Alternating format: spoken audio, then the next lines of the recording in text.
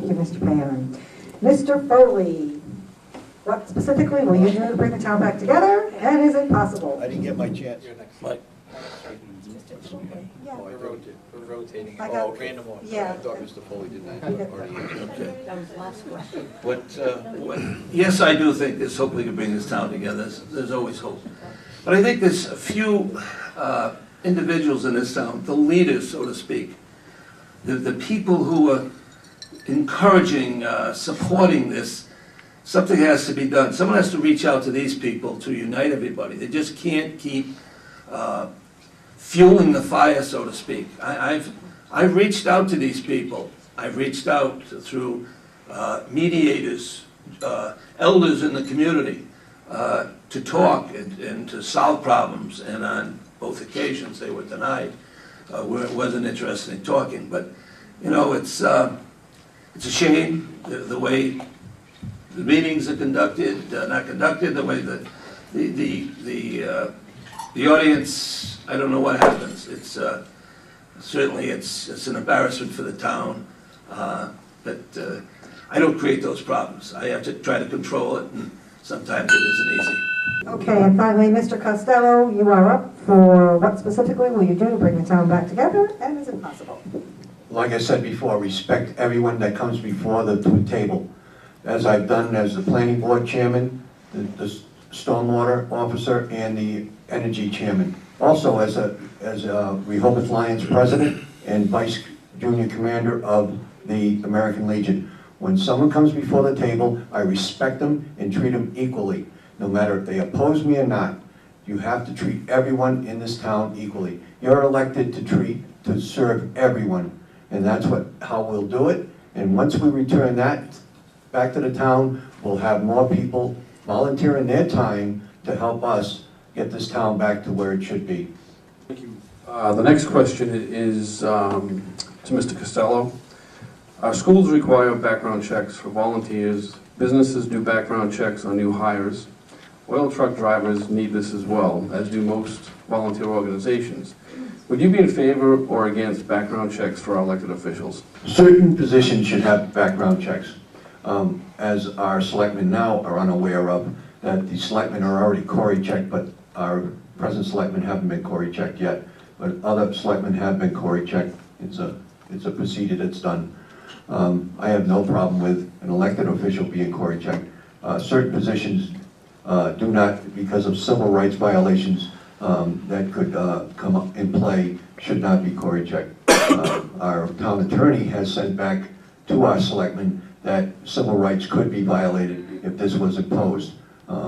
And I feel that I would make sure that legalities were all met before I imposed any Cory checks on anyone in particular. Thank you. The same question is posed to you, Mr. Foley. Would you be in favor or against background checks for elected officials? First of all, yes, I supported this at town meeting. It was defeated, and we have, my fellow selectmen and I have put it's going to go on this April's ballot as a non-binding question, so I feel it's important the whole town vote on this. I mean, it's insane for anybody. I can't understand why anyone would be against Cory checks. If you want to serve coffee at the senior center, they Cory check you. It's absolutely why anyone would be against this. I mean, who wants child molesters in their schools, and running their school department, being on the school committee? There's absolute need. It doesn't cost anything. There's no cost associated with it. So it's like, I don't know, it's to me, it's, what's the big deal? Why would someone want to hide something? It's an absolute must. Thank you. The same question is posed to you, Mr. Tito. Would you be in favor or against background checks for our elected officials? First, let me say, the safety of our seniors and our children is an absolute priority. Everyone who deals with the seniors and the children need to be Cory checked, absolutely. And if that Cory check shows anything suspicious, they should not be allowed to deal with seniors and children. That's clear. Nobody's against that, okay? What is concerning to me is the routine use of Cory checks to disqualify people for town service. As this warrant article was written last time, it was written a felony or, quote, other serious crime, without defining what that other serious crime was. I thought the Warren article was written badly, and I thought it needed to be defeated, and it was defeated. I think the referendum article is also very vague on what we're going to be doing with this. This is an enormous power of government, of big government, to limit the number of people participating in government, and I think we need to be very careful. The devil is in the details. Mr. Paon, would you be in favor or against background checks for our elected officials? This is the Rehoboth Business Association this evening. We are all, many of us here, are business owners. Whenever I even consider hiring someone, the first thing that I would want to do is know who it is that's working for me. And a Corey check is a good way to do that. Now, as elected officials, appointed officials, or town employees, these folks are all working for us, the taxpayer, the citizen. We have a right to know who our representatives are, and the Corey check does that. I read in a recent article in the newspaper that it would be too expensive to do, or in a waste of time, as was said by one of the candidates at this table. And I'm saying right now that it's zero cost. I did the research, and it is not a waste of time. Thank you. Okay, next question is going to start with Mr. Foley. When the Dunkin' Donuts project was proposed, it was opposed by many boards in town, even proposing making drive-through windows illegal. Now it's up and running, providing jobs for family members and giving back to the town, and most board members can be seen drinking their coffee at the meetings. Would you support a Burger King in town?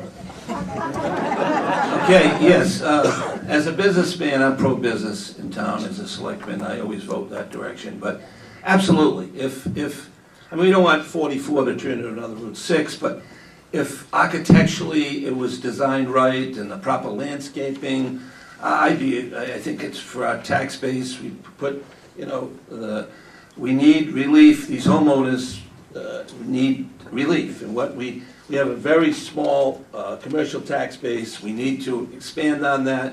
You know, there's no dogs, no cats, and no kids. It's nothing but jobs. So it's a win-win for the town. But done properly, as you know, go through our planning, go through our boards, absolutely, I'm in favor of it.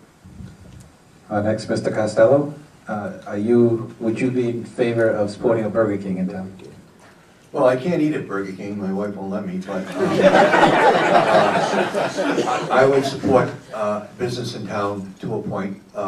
As you know, we have a very small threshold of setback for business, so it's not a very attractive to any large business. So we would have to look at the architectural, which the planning board already has in place.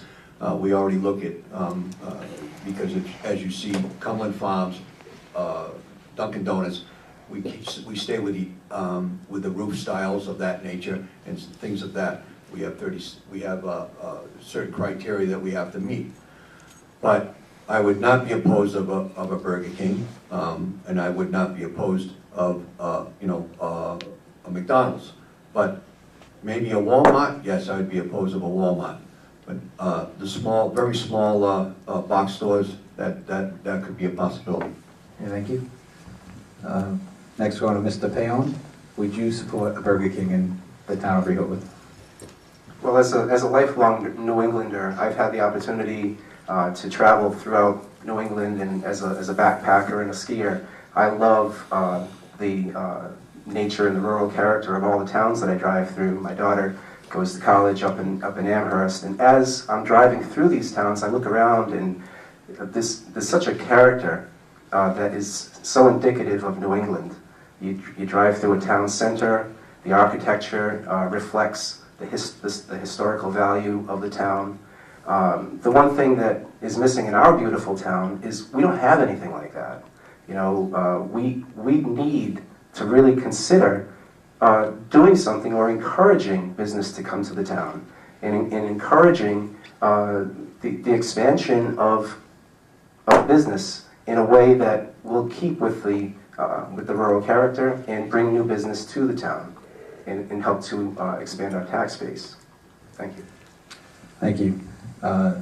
Mr. Tito, would you support a Burger King in the town of Rehoboth? Personally, I like Wendy's a little better. No, if they fulfilled all the requirements, we have no right to exclude them based on the fact that maybe we don't like fast food, we don't like Burger King. I would be very, I want to really look at their architectural plans. That would fall under the site plan review. I know many of the members here tonight have undergone site plan review with the planning board. And on the planning board, we really look at all the things like roof architecture, windows, we even say, let's make it a little more New England-y, and really try and make it fit into the character of the town. I'd also want to look at the amount of litter it would generate and such things. But on principle, no, I would not be opposed to it. Thank you. Mr. Paon, we'll be starting with you. Rehoboth is in need of a business base in town to help balance our budget while keeping taxes affordable. In these tougher economic times, we are feeling the pinch as we don't have a large business base in town. We have zoning bylaws that have 300-foot setbacks on Route 44, which only makes this area conducive to strip malls. As selectmen, would you make changes to allow businesses to prosper in town, or do you like the things the way they are? The business climate could always get better in any town, and our town is no different. The zoning bylaws, the way they are right now, I think we really need to take a close look at it. What is good for some is not necessarily good for others. I have seen and I've read about local businesses that have had to jump through hoops to get stuff done, to improve their business, or to even move into town. And Dunkin' Donuts has been brought up a couple of times. They are a good example of an organization that had to go through a lot of bureaucracy to even put the photovoltaic on the roofs, for example. This was a zoning issue. This was a planning board issue. This is something that should have been addressed much differently. Thank you. Thank you, Mr. Tito. As selectman, would you make changes to allow businesses to prosper in town, or do you like the things the way they are? I understand that we're in rough times right now in terms of our tax base, but I don't think we want to sell away Rehoboth quickly in order to make up on our tax base. I think I'd be very willing to look at changing setbacks and changing other requirements in order to encourage business. But again, I don't want a big box store in Rehoboth like a Walmart or a Target on Route 44. One of the things, if you travel from Providence all the way out to Plymouth, Rehoboth and Dayton really stand out on 44 as being of having a rural character, and I want to keep that. Thank you. Thank you. Mr. Costello? Yes, I would be in favor of looking at like Joe said, setbacks to 400 feet or something of that nature, because we're not very attractive to the business establishment because we have no water, we have no sewer, we have no drainage on 44. So it's very tight postage stamp for a good business to put their footprint here. The other thing is that when anyone comes to Rehoboth, any business, they must follow the bylaws. The bylaws are put in place for everyone to follow, and that's the problem in Rehoboth. A lot of people don't follow the bylaws, and those bylaws were voted at a town meeting to do that. So when someone says that it was very hard for a business to get a permit at a certain location, it's because they had to follow the bylaws. And once they followed the bylaws, they got the permit. And that's what everyone should do. No one excludes. Disagree with that bylaws. I don't think everybody follows the bylaws as you stated, but that's for another time, I guess. But I'm against these big box stores as well. But what this town is lacking is a community center. Okay, it would be easier for the town folks to. It doesn't have to be all commercial. It could be doctors' offices and so on and so forth. But I think that's something we should look at, which would require a further 300-foot setback. We're lucky in this town because we have a lot of acreage. Some towns like Seekonk and Swansea, you can only go so far back as you're in the next guy's lawn. But with us, there's plenty of land, good land still left. So I would be in favor of extending that, and I also would look to have a town center a committee or something to get that going and look into that feasibility.